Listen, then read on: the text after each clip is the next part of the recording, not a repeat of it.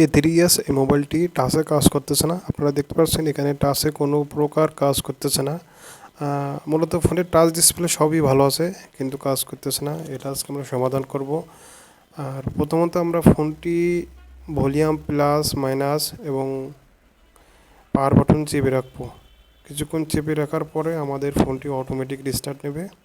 দেখুন, আমরা volume plus minus এবং পাওয়ার বাটন চেপে রেখেছি এবং আমাদের ফোনটি অটোমেটিক রিস্টার্ট নিছে এবং এখানে কিছু অপশন আসতে পারে। আমরা অপেক্ষা করব, দেখি কী হয়। দেখুন এখানে চলে এসেছে। আমরা এখানতে রিবুট করে দেবো। আমরা ফোনটি এখানতে রিবুট করব। ফোনটা আমাদের অটোমেটিক বন্ধ হয়ে আবার চালু হবে। দেখেছেন আমাদের টাচে কিন্তু কাজ করেছে। প্রথমে আমাদের টাচে কাজ করতেছিল না, আমরা এটা করার পরে আমাদের ফোনটি টাচে কাজ করতেছে। আশা করা যায় আমাদের ফোনটি পুরোপুরি চালু হয়ে যাবে।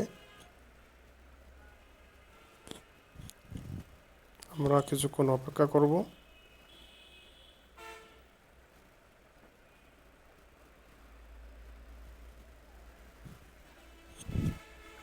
মূলত অনেকেই ভাবে আমাদের ফোনের কি ডিসপ্লে, টাচ ডিসপ্লে নষ্ট হয়ে গেছে।